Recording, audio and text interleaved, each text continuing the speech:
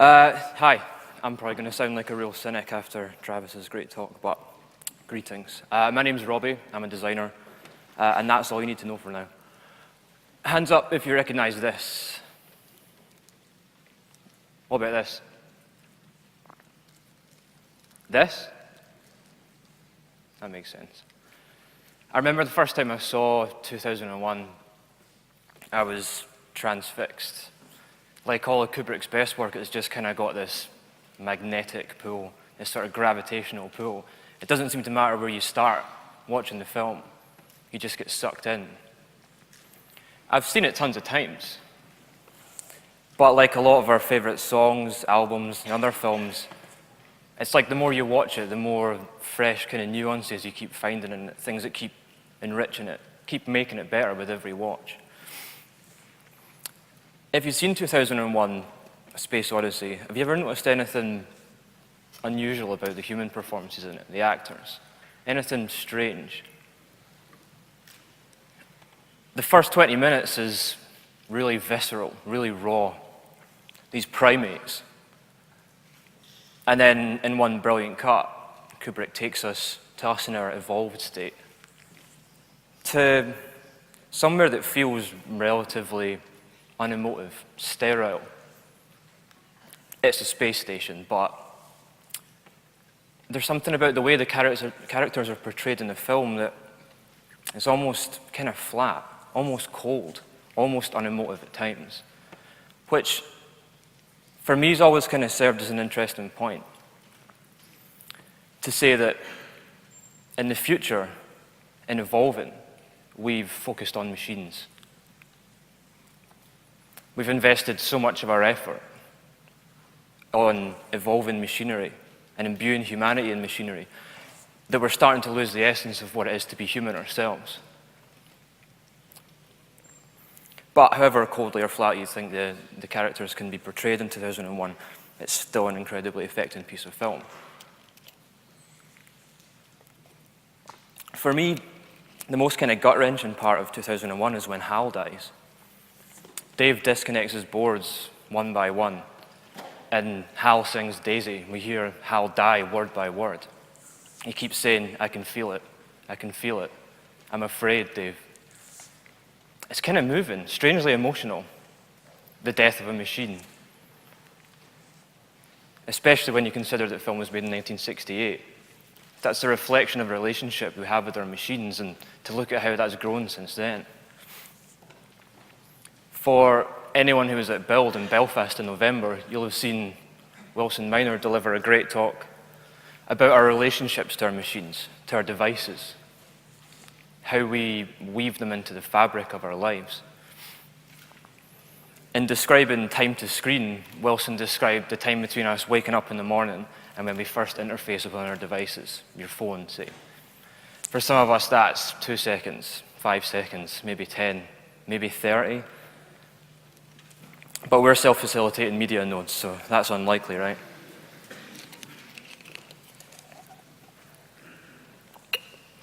I'd like to at least borrow Wilson's turn of phrase.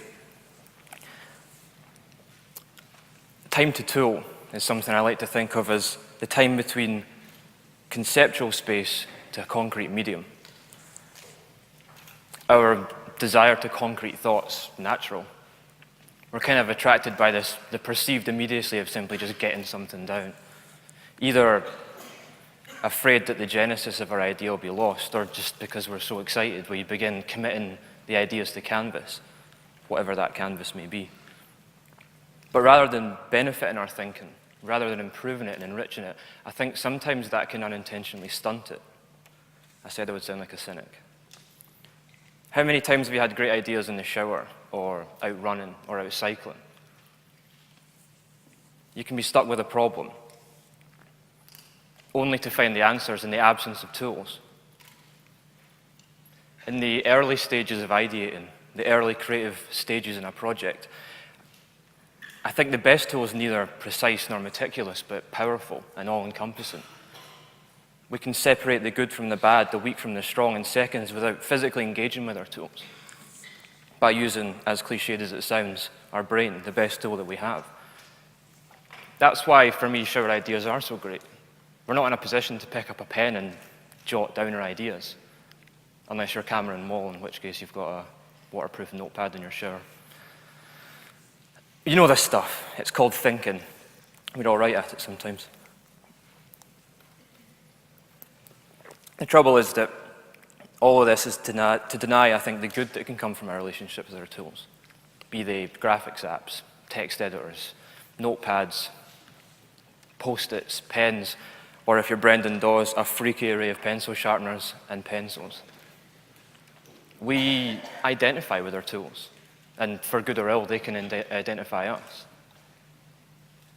We rely on our tools to bring into being our thoughts, to enrich and inform them by getting them out of our heads into a space where they can be shared with other people.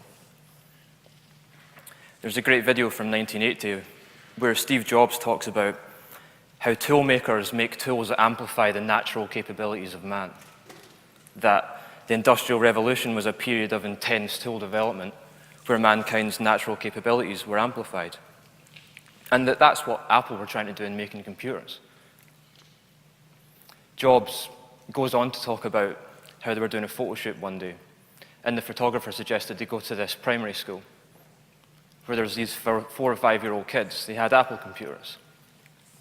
And so Jobs and his colleagues walk in, and these kids are fluently using these Apple computers. And he's amazed, rightly.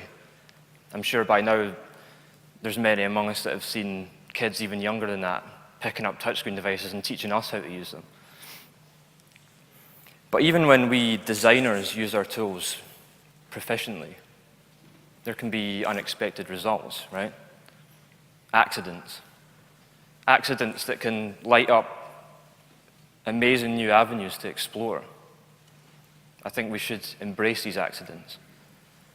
You know, how many times have you done something as simple as turn off the wrong layer in Photoshop, select the wrong blend mode, accidentally zoom out 10 billion%, especially with a magic mouse, only to find that actually it casts the work in a new light. Whenever these kind of occurrences aren't just completely enraging, I kind of find them the most endearing aspect of any piece of software. I spend a lot of my time in Firebug tinkering around with DOM elements.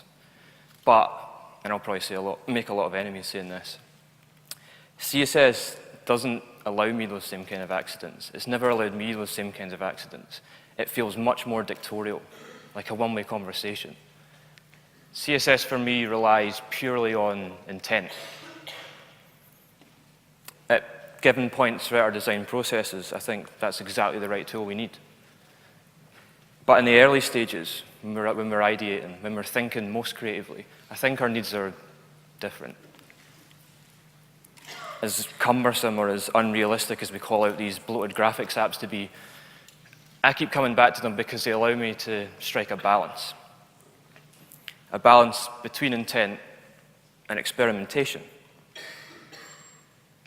Combining our original intent, our idea, with a capacity for failure to cause these accidents, I think, is powerful and important. We hear a lot about the necessity of failure in order to achieve success. Winston Churchill used to say that success is going from failure to failure with no loss of enthusiasm. Failures are valuable, provided we're mindful of why they're failures. Seth Godin wrote late last year about the difference between failures and mistakes, which I think is kind of an important distinction to make when talking about this kind of stuff. Godin says, a failure is a project that doesn't work, an initiative that teaches you something at the same time the outcome doesn't move you directly closer to your goal. A mistake is either a failure repeated, doing something for the second time when you should have known better, or a misguided attempt that hindsight reminds you is worth avoiding. We need a lot more failures, I think. Failures that don't kill us make us bolder and teach us one more way that won't work, while opening the doors to things that might. School confuses us, so do bosses and families. Go ahead, fail. Try to avoid mistakes, though. I like Godin's sentiment. And I think if we're mindful, Lessons from our failures are far more important than those from our successes. Almost as much as a natural consequence, I think, of our industry being so open, so giving, so quickly iterating, we've become preoccupied with our tools. You must feel like this sometimes. There's so many new tools and apps for this or that, some of which are genuinely great, coming out every day. But I think at times we're all guilty of substituting better thinking about the real problem for a new tool. It's easy to get fixated on the day-to-day micro level, to neglect that macro level, the larger landscape, that place where better, richer thinking really does happen. Balancing micro and macro, doing and thinking, staying mindful amidst execution is a difficult balance to strike, but one we should all consciously be trying to strike.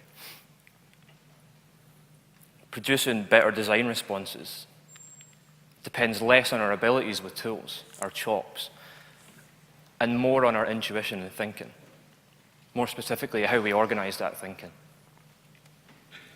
We band about this term, craftsman. Well, as craftsmen, self-appointed craftsmen, our biggest challenge is to think like craftsmen in making good use of our tools.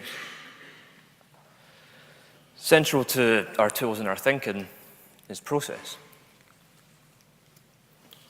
I'm always intrigued to hear people talk about or even get asked what their typical design process is, like it's somehow linear, predictable, repeatable. Creativity isn't at all linear, repeatable, predictable. It's messy, illogical, irrational. It's complicated. And because of that, introducing good process, I think, is really tough. Introduce too much, you choke creativity. You end up with broken or at least bland work. Don't introduce any or enough, and nothing's predictable. We all need predictability sometimes, whether to inform a client of an impending deadline, prepare marketing for a new product launch, or reassure users of a given time when a feature is going to be delivered. If you're mad enough to have done the latter, you might enjoy this little story of the depot. I'm the interface designer for an app called Free Agent, as Collie mentioned. It's an online accounting application. Last year, our product director, Rowan, was just kind of drowning in the sea of emails, asking if we were working on feature X or when feature Y would be delivered. Because of the breadth of what Free Agent does, it's quite a dense, complex application. Maybe not so much to use, but in terms of the breadth of what it does. And a company's accounting needs are quite specific. If we don't have this one feature X, it's the difference between us getting a new subscriber and not. So we take all these kind of requests really seriously, but the whole process of logging them, replying to them, was tough enough. But there was also no transparency. There's Free Agent users here. None of you can see what we're working on at any given time. So we wanted to develop something public-facing, something that would allow either users or potential users to see what we're working on or had already delivered, and to allow them a say in that. We didn't want to create a typical explicit roadmap. Roadmaps or backlogs, call them whatever you will, are necessary internally, great, but dangerous when made public. Before I joined Free Agent, Rowan and the rest of the guys had learned the hard way not to promise things for a given set time. The last thing subscribers, users of your app, deserve is to be misled, to have promises broken. So it's a dangerous game to play. Instead, we kind of wanted to play on the idea of a roadmap. Something that would give us a chance to say more about ourselves as a brand. We don't leave too much of a visible thread of ourselves behind in our application, which some people would maybe say is only right for an accounting application. So we bandied about these ideas of features being shipped or arriving, and ended up with this concept of a Free Agent delivery service, like a courier service. Oops. You as a user could anonymously upvote these features, ones that we'd committed to developing internally, and we could shift around resource at any given time based on what was deemed more important to you guys. We knew we wanted to create some kind of scene, our little van, our little delivery depot on the horizon, the city in the background. So we kind of talked and sketched and explored and started looking at type. And then looking at mood board and different illustration styles, trying to find a vibe. And we ended up taking to this kind of mid-50s into kind of mid-60s sort of Hanna-Barbera type cartoon sort of vibe. Those cartoons, it felt to us, came from a time when things were built to last, which we kind of felt reflected every feature as part of our app, as part of our company, and the companies that we help empower with it. Also, it just feels really fun. There's a lot of personality in this stuff. So we kind of sketched out a bunch of these scenes on paper, and I jumped into Illustrator and started throwing together these kind of broad strokes on the computer. You look at cartoons like the Jetsons and you see a lot of similar treatments of elements. These kind of outlined clouds. There's a regularity everywhere. No two same elements are ever quite the same. Because of that, it feels really hand-drawn. Really human because of that. So we worked to getting these broad strokes right before then going and adding things like texture and shadow. We ended up limiting the board to 10 items to keep things at least under control. Features being delivered served a nice kind of dual purpose for us. It's pretty nice to see a feature go live that you've worked on for 2 or 3 months maybe, finally. But also, for those people who needed feature X in order to become a subscriber, they can come back and actually see that we've implemented it now. The reason the depot was really fun was because the process was organic. I was trusted with the opportunity to deliver, but the process was dictated purely by what felt intuitively right at a given time. There wasn't a client per se. Getting that kind of trust is liberating for any creative, right? But no one process is perfect. No one tool is all-encompassing. One key, I think, is to know our jump points. Which tool will enable me to think better for where I am in the process right now? At the risk of teaching a few of you to suck eggs, I'd kind of like to throw out a few of the tools I use to help me think better in design. Something our user experience designer, Ben, introduced to me was 6-up sketching, that I think Adaptive Path, if not created, then at least popularized. Really good for UI design in particular. Take 6 empty boxes on a sheet of paper, set a 5-minute timer, and sketch out 6 potential solutions to the problem at hand. When your 5 minutes are up, that's up. Pin the stuff up on the wall. And with you and your team, walk through each of the 6 sketches. Find out what makes the weak ideas weak and the good ideas better. Maybe you need to do another 6 sketches. Or maybe now, in one of these boxes, you've found enough elements that makes you confident that you're pointing your vehicle in the right direction, that this is the best response we have so far to the problem at hand. 6-up is great because time from thought to execution is reduced to a minimum. The focus is on speed and big concepts, not details of implementation. You're not supposed to linger on an idea for too long. You're supposed to exercise the weaker ones quickly, like you get to the really interesting stuff. And pen and paper are perfect tools for this kind of thing, especially Sharpies. They don't let you get too engrossed in the detail. As kids, we learn how to use crayons, pencils, and pens before we can walk. We do finger paintings before we can form sentences. None of these tools have a prohibitive learning curve. They encourage our doing. They liberate it. And the more invisible the tools, the more focused our thinking. One thing my old creative director used to constantly drill into me was print it out. I know it's terrible for the environment and stuff, but so is running farms of 27-inch iMacs. You know when you're having a problem understanding something and you go to one of your teammates or whoever it is and explain the problem to them only to find the answer halfway through explaining the sentence, the problem you're having. That's kind of like what printing conceptual work does for me. There's something about printing conceptual work pinning it up on the wall that makes me kind of assess my decisions in a different way. Getting things on the wall is great because it encourages open feedback within a team environment, even outside of your immediate design colleagues. People can come by, doodle on the designs, not screw around with your layers. It feels a lot more productive at times. Getting it on the wall, importantly, means that no one's left being the hand while someone else is the brain. Client relationships can feel like that. Creative director, designer relationships can feel like that at times. Third, step away from the computer at every possible opportunity. The human body is not designed to sit at a terminal all day. Evolution hasn't come to this. It's easy to get wrapped up in our computers, in our machines, as the final execution tool, to lose sight of the fact that they're only one of many tools. This is something I've found particularly tough as a young designer without any formal art school training. Sometimes it feels like I'm learning backwards and kind of going forwards at the same time. But stepping away from the computer encourages positive disruption.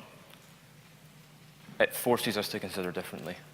We become more conscious of the tools that best communicate our thinking, not for how closely they mimic the final outcome. Lastly, make the most of the team you have around you.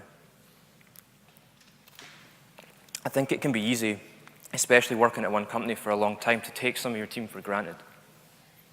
There are people here, I'm sure, who've only ever worked for themselves, made a living themselves. You've taken pieces of work and delivered them end to end each time, managed all your client relationships. I can only admire you. I've tried, and mainly due to inexperience, not knowing how to run a business, I've failed. But one beautiful point where client services work and product work are united rather than divided is in good teamwork. I can't say enough about the difference it makes to work with a team of skilled, caring people with a common investment in what they're doing. There's something special about knowing these people have got your back. They've got your back when it matters. They'll go beyond what's expected of them when it counts. Particularly when people walk in, like Dickless here, and make ill-informed decisions. Walter Peck gets a bad rap, to be fair. He was only trying to highlight the potential dangers in 3 disgruntled ex-university lecturers parading around New York with unlicensed nuclear devices and storing ghosts in their basement. Doesn't seem like such a bad guy now, does he? Stupid dick. We talk a lot about getting our heads down to nail a task, only to get stuck, to disappear down a rabbit hole and get frustrated when we can't find a way out of it. I think part of maturing is to realize when that's happening, to realize it and ask our teammates for help, put your hand up. For me, part of falling into that trap's always been about presenting work for the first time to people in the best possible light. I think most often than not, that's a great thing to let go of. Opening up early and discussing often with our teammates, in my experience, always leads to better work. Instead of taking a personal investment in your work, you can create a shared one. There's a great quote by John Ruskin in Bruno Munari's book, Design as Art. It reads, "You can teach a man to draw a straight line with admirable speed and precision, and you'll find his work perfect of its kind. But if you ask him to think about any of those forms, his execution becomes hesitating. He thinks, and he makes a mistake in the first touch he gives to his work as a thinking being. But you've made a man of him for all that. He was only a machine before, an animated tool. In making his first mistake, causing this accident, the man becomes mindful of the forms he so perfectly creates, the significance of them. In becoming so focused on our tools, we face the challenge of staying mindful, of ensuring that our design responses are informed more by our thinking than by the tools available to us." Hands up how many came to New Adventures last year again. How many have been to other conferences before? Why do you keep coming back to these events? If this is your first, why have you come? To meet new people, learn new methods, learn from your peers, to gain insights, meet people you haven't seen in a while. Some of you probably just come to poop in people, right? We'll leave that for now. I love coming to listen to people who just think differently to me, to be proved wrong about my assumptions, to have my biases turned on their head. I come for the conversations. The more experience I gain as a designer, the more I appreciate the power of conversations, the value it has for my work. The further we fling ourselves into the future, the more we supposedly evolve, the more I feel like there's a tangible marginalization of good, spontaneous conversation. We spend time on social networks organizing to meet and hang out, only to end up sitting on those same social networks when we do meet and hang out. I'm as guilty of it as anyone. I'm not a beacon of moral good. Can social networks be conduits for real good conversation? Sure. But a conversation isn't typing into a box. When was the last time you had a spontaneous conversation with a stranger on the train or the bus? And if you can remember, didn't you surprise yourself just a little? Every time it happens to me, I end up thinking, I should leave my headphones off more often. I should let my guard down, be less insular. But we're creatures of habit. We seek comfort. We fear change.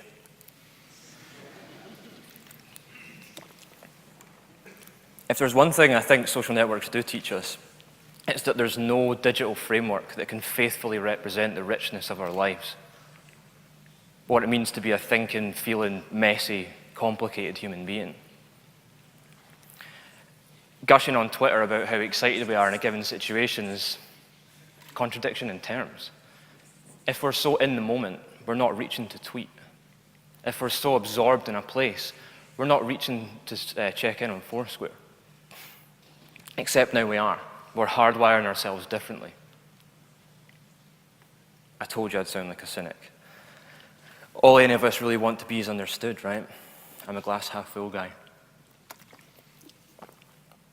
When we come to these events and we talk and we meet and we debate and we drink, I think in turn we become mindful of what shapes our thinking and the work that we produce, even if we don't realize it at the time. When we consider all of this, are we happy with the journeys we're on, the directions we're heading in? I've spoken to so many designers who aren't happy in their position or their roles.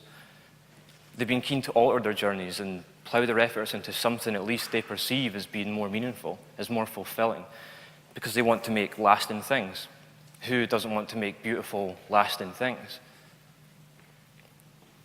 Incidentally, by meaningful and lasting, I don't necessarily mean product. Client services work can be every bit as meaningful and lasting as that. I've never been much of a believer in 5-year plans or long-term goals.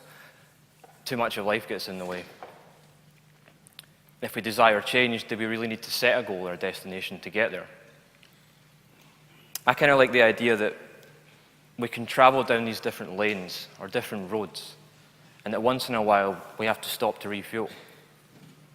We can't plan that refueling, and I think embracing that's great. I'm going to show you a really short video of me doing something incredibly stupid that I think will hopefully serve as a little example of an unplanned stop at a time I was forced to refuel.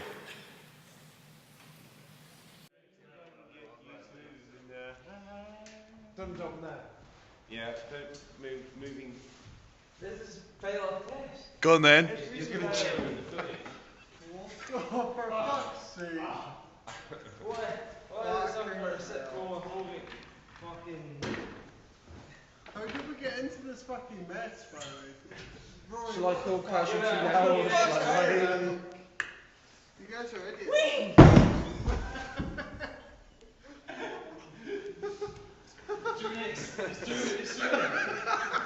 Drew's going to feel backwards.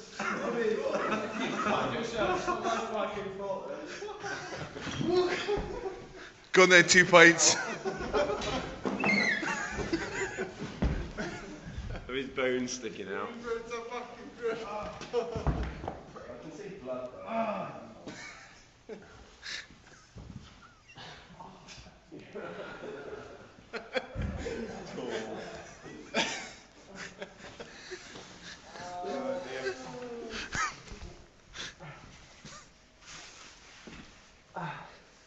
Robbie. Hilarious. I know it didn't look very high, but in jumping, I completely crushed the calcaneum in my heel. Like the calcaneum is like what your heel is built around, and I smashed the roof in. I'll spare you the gorier photos than this, and the morphine haze, which was quite excellent while it lasted. It'd be fair to say that jumping wasn't the smartest thing I've ever done. But doing so at least made me conscious of my position, forced to reflect on my actions. I had it surgically reconstructed and had to spend 2 weeks with my foot up in a hospital after, and then another 3 on my couch at home, and then another 3 months on crutches, up and down 3 flights of stairs every day. Fun. So I think as any sane person would do, I began thinking and writing, making, accidentally redesigned my site. What writing did, what producing the blog posts around that time did, was help me clarify the things that I cared about.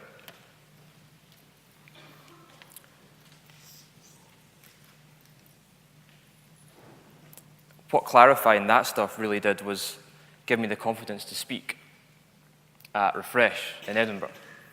If I hadn't spoken at Refresh, it wouldn't have been filmed and it wouldn't have gone online. If it hadn't gone online, Greg wouldn't have seen the video. And if Greg hadn't have seen the video, he wouldn't have told Collie. And Collie and Greg wouldn't have come and asked me to speak today, and I wouldn't be standing here talking about me and my stupid foot. Jumping off the mezzanine level was a risk. Well, I thought it was. The whiskey didn't. And again, the whiskey won. In accepting this offer to speak today, I'm open to failure. But the benefits I've found along the way will have made this whole process rewarding, regardless how any of you think how badly I'm doing. In the conference day approaching, I've picked up books that I'd neglected. I've sparked up conversations I never would have done, and I've listened more intently at talks. Having the unplanned refuel increased my focus. We can't ride in the fast lane all the time. We run out of fuel too quickly. But we can shift lanes whenever we want, provided we're mindful of when the time is right, of knowing our jump points. Meet Dave, my dad, doing his best Keith Floyd at Christmas impression. The wine's just out of shot.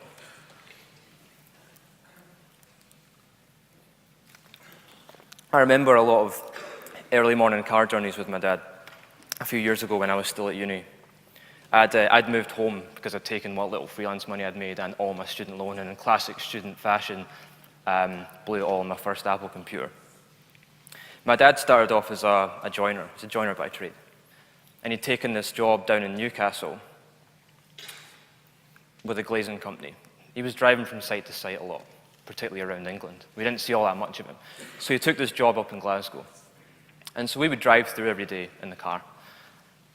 And without fail, every morning, he'd end up going nuts at someone down the phone.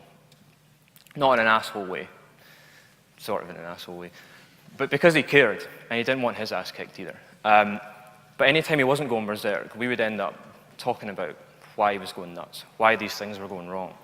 Sometimes, materials wouldn't get delivered to site on time. Sometimes somebody would fit a panel wrong. But the majority of the time, the draftsman had got the drawings wrong. That became the root of the problem. The CAD guys had got the drawings wrong. When my dad first became a joiner, he saved up so he could buy his own drawing board. He's always done things with pencil and paper. And so he used to sit down with these draftsmen day in, day out to look at these mistakes, find out why things kept on going wrong. And over the course of this year, he became slowly convinced that the relationship was actually, the problem was in the relationship between the draftsman and the tool, CAD in this case. It's weird, this is something Richard Sennett talks about in The Craftsman, that by using CAD, by this mechanized version of what used to be by hand, we lose something in the work. The work doesn't become as ingrained in the memory of the worker as it would have been had it been done by hand.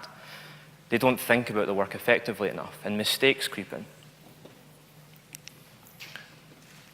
Sennett quotes Victor Weisskopf saying, "When you show me that result, the computer understands the answer, but I don't think you understand the answer." Johnny Ive said that as a kid, his Christmas treat was a day of his dad's time in his silversmithing studio to make whatever Johnny could dream up. The only catch being that he had to sketch it by hand first. One initial and ongoing purpose of software is to make the laborious easier, to make the slower quicker. But we can pay a price for that mechanization. In CAD's case, the reduced mental understanding of the users. Sennett says, this seems a sad story, but perhaps it could be told in a different way. Might we, in our very comparative imperfection, learn something positive about being human? Which I think's a really nice way to frame it.